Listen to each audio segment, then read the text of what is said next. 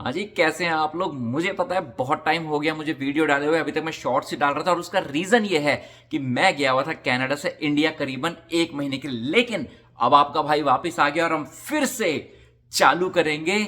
Canada की बातें करना। आपको कनाडा आना चाहिए कि नहीं, कैसी चल रही है जिंदगी और कनाडा का क्या बनने वाला है। तो बिना किसी देर के, बिना किसी विलंब के इस वीडियो में मैं ये आपसे डिस्कस करना चाहता हूं कि 2026 में क्या आपको कनाडा आना चाहिए। कनाडा में 2026 में कुछ चेंजेस जो मुझे दिख रहे हैं और हम कवर करेंगे topics like immigration, medical, international student, economy, etcetera etcetera वगैरह वगैरह। क्या 2026 में हम कनाडा में कुछ ऐसे चेंजेस देखने वाले हैं जिससे आपको लगता है कि आपको कनाडा जरूर आना चाहिए, या फिर आप ऐसा सोच रहे हो कि कनाडा में कुछ ऐसे चेंजेस और ज्यादा आने वाले हैं जो इस कंट्री को बद से बदतर की तरफ ले जाने वाले हैं और आपको इस कंट्री से बिल्कुल कोसों दूर रहना चाहिए। तो भाई इससे पहले हम आज की दुकान खोलें, पहले बता दूं कि do not take this as professional advice. अगर आपको स्पेसिफिक इमिग्रेशन एडवाइस चाहिए, स्टडी परमिट की एडवाइस चाहिए, कोई भी प्रोफेशनल एडवाइस चाहिए, तो आप एक लाइसेंस्ड प्रोफेशनल के पास जाइए। ये वीडियो जितनी मुझे थोड़ी बड़ी नॉलेज है उसके लिए है, आपको थोड़ी अवेयरनेस फैलाने के लिए है आपके लिए, और थोड़ा बहुत जो मुझे पता है मैं उससे अपने व्यूज शेयर कर रहा हूं। ये सिर्फ मेरा व्यू पॉइंट है, नॉट प्रोफेशनल एडवाइस। अगर लाइसेंस प्रोफेशंस की बात हो रही है तो मैं एक रियल्टर हूं, लाइसेंस्ड रियल्टर हूं। तो अगर आपको घर लेना है या आप किसी को जानते हैं जो कनाडा में रहते हैं और उनको लगता है कि एक जबरदस्त प्यारा सा रियल्टर चाहिए जो हमेशा सच बोलता हो, तो भाई से संपर्क करने को बोलिए। तो हाँ जी, अगर आप भी कैनेडियन वीडियोस देखते हैं, कनाडा के यूट्यूब व्लॉगर्स को फॉलो करते हैं, इंस्टाग्राम वगैरह देखते हैं, तो आपको शायद ये कहीं पे दिखा हो, और अगर नहीं दिखा तो मैं बता दूंगा कि कनाडा में थोड़ा थोड़ा चेंज आता दिख रहा है। तो चेंजेस की लिस्ट में जी सबसे पहला जो मुझे दिखने में आया है वो है क्राइम। हम सब जानते हैं कि कनाडा में पिछले 10 सालों के अंदर क्राइम किस लेवल पे उड़ा है, भागा नहीं वो उड़ा है। लेकिन लेटली क्या आपने नोट किया है सोशल मीडिया के ऊपर कि पुलिस जो यहां पे डिफरेंट एरियाज की पुलिस है वो बहुत सारे वीडियोस डाल रही है कि किस तरीके से वो क्रिमिनल्स को पकड़ रहे हैं। भाई मैंने तो बिल्कुल नोट किया है कि अब कैनेडियन पुलिस बहुत ज्यादा तेज हो रही है, प्रोएक्टिव हो रही है और चोरों को पकड़ने के लिए अपने एफर्ट्स बढ़ा रही है। कनाडा की एक रेपुटेशन इतनी ज्यादा गिर चुकी थी क्राइम को लेके, अभी भी गिरी हुई है कि यार यहाँ पे क्राइम बढ़ता जा रहा है, ये तो एक थर्ड वर्ल्ड कंट्री की तरह बन चुका है। यहाँ पे चोरों की मौज है क्योंकि उन्हें पता है अगर हमें पकड़ भी लिया तो बेल हो जानी है 2-4 घंटे में, अगले दिन तो हमें कोई फर्क नहीं पड़ रहा, हम फिर से क्राइम करेंगे। और कितनी बार तो ऐसा हुआ है कि पुलिस ने जब कार चोरों को, घर में जो चोर घुसते हैं उनको पकड़ा है तो पता चला भाई ये बेल पे आउट थे और ये 10वीं बार बेल पे आउट थे और फिर से ये वही क्राइम कर रहे हैं। तो आई थिंक लोगों ने जो शोर मचाया है उससे कैनेडियन पुलिस, कैनेडियन गवर्नमेंट इस तरफ तेज हो गई है कि भाई चोरों को पकड़ो। लेकिन मेरे हिसाब से सिर्फ पकड़ना बहुत नहीं है, उनको डिपोर्ट करना चाहिए। अगर वो पीआर स्टेटस पे हैं तो भी उनको डिपोर्ट करना चाहिए, नहीं तो स्ट्रिक्ट से स्ट्रिक्ट एक्शन होना चाहिए। ये जो कैच एंड रिलीज पॉलिसी बोलते हैं यहां पे, यानी कि पकड़ते उन्हें कुछ घंटों में बेल मिल जाती है, इसमें गवर्नमेंट को सुधार करना पड़ेगा, उसके बिना क्राइम कम नहीं होगा। लेकिन अप्रिशिएट करने वाली बात यह है कि पुलिस के जो वीडियोस आ रहे हैं आजकल, किस तरीके से वो रात को हेलीकॉप्टर से ट्रैक करते हैं कि कोई चोर गाड़ी लेके भाग रहा है या चोरी करके भाग रहे हैं, हेलीकॉप्टर से वो ट्रैक कर रहे हैं पुलिस वाले और पूरा वीडियो वो रिलीज करते हैं अपने चैनल्स पे कि इस तरीके से हमने पकड़ा। ये काबिले तारीफ है और मुझे ये लगता है कि अगर ये चलता रहा तो जो कनाडा की मिट्टी पलीत हुई है क्राइम को लेकर पिछले 10 सालों में,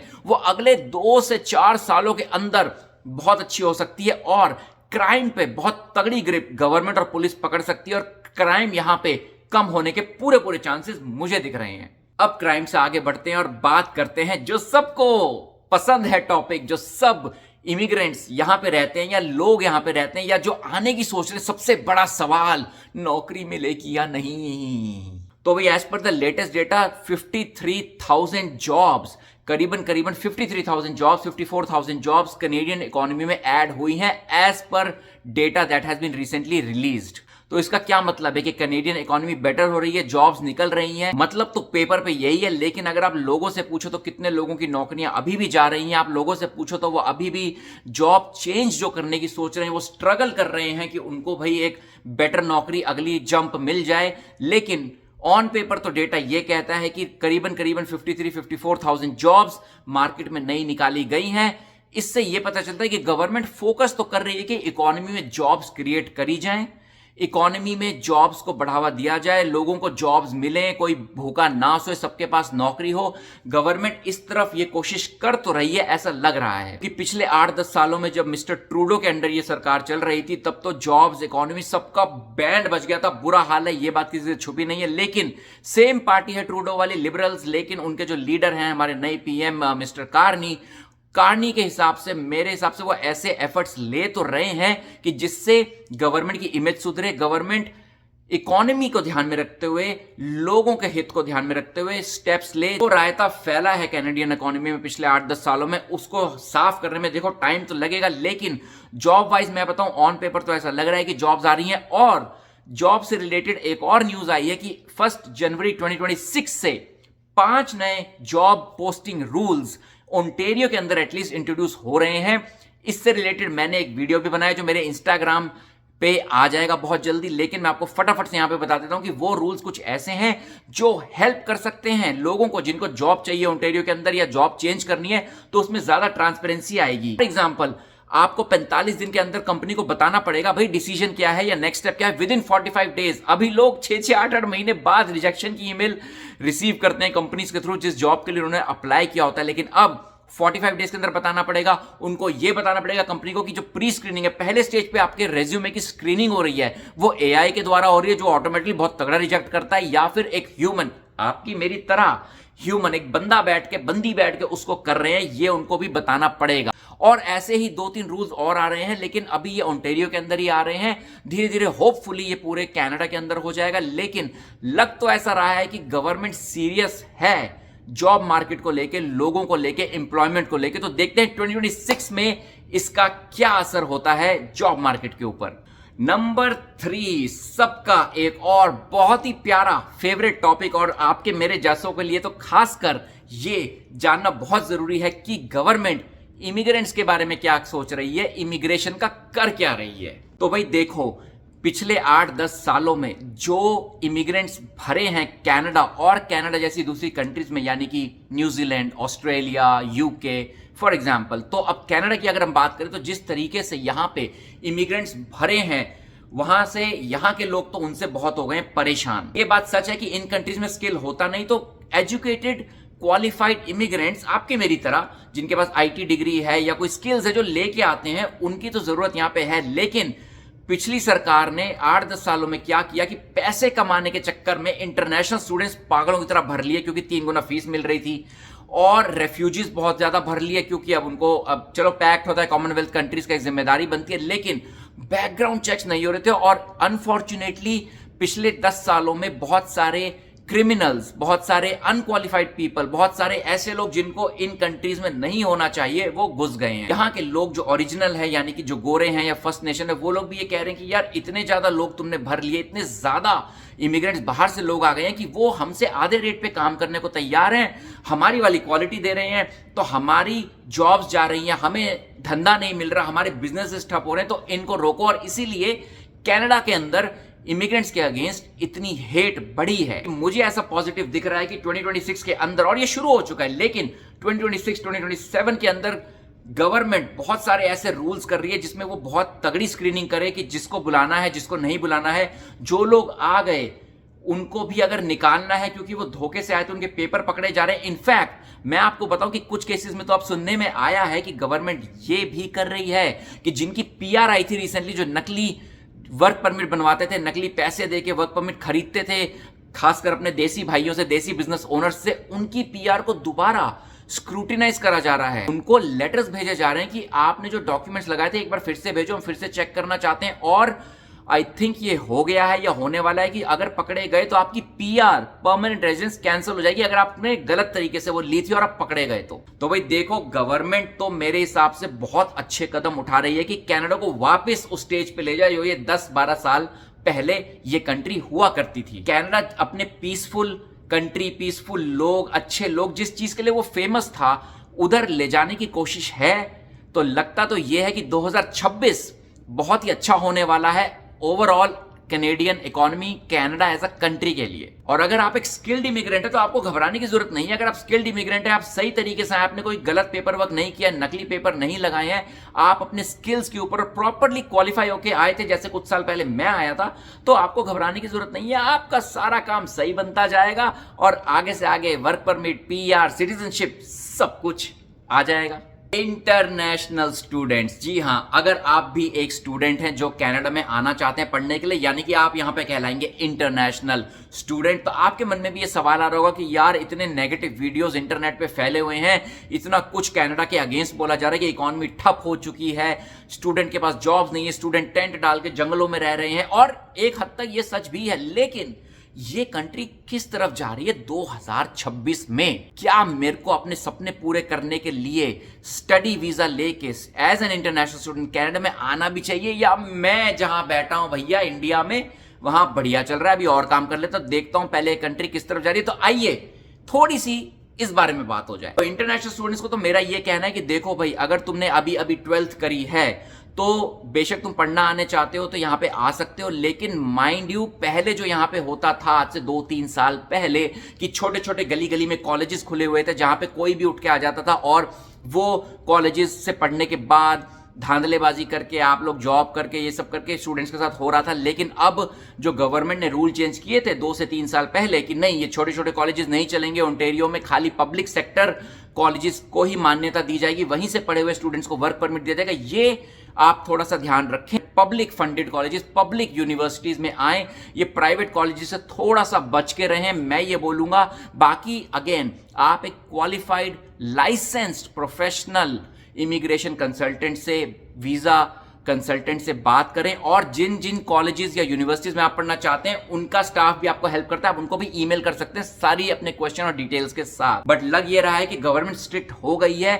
कि देखो, तुम पढ़ने आते हो तो तुम्हारा मेन मकसद पढ़ना होना चाहिए। यहां पे तुम आ रहे हो पढ़ने और तुम्हारे पास 2 महीने के सिर्फ जेब में पैसे हैं, तो मैं पर्सनल लेवल पे आपको बात बोलना चाहूंगा कि ये बहुत आप लोगों के लिए डिफिकल्ट हो जाएगा। तो इंटरनेशनल स्टूडेंट्स, कम से कम 6 महीने का खर्चा आपकी जेब में हो तो ही ये कदम उठाना कि आप बाहर पढ़ने आओ, क्योंकि आप वैसे ही मोस्ट स्टूडेंट यहाँ पे लोन लेके आते हैं, लेकिन कैश जो है वो 6 महीने का कम से कम होना चाहिए।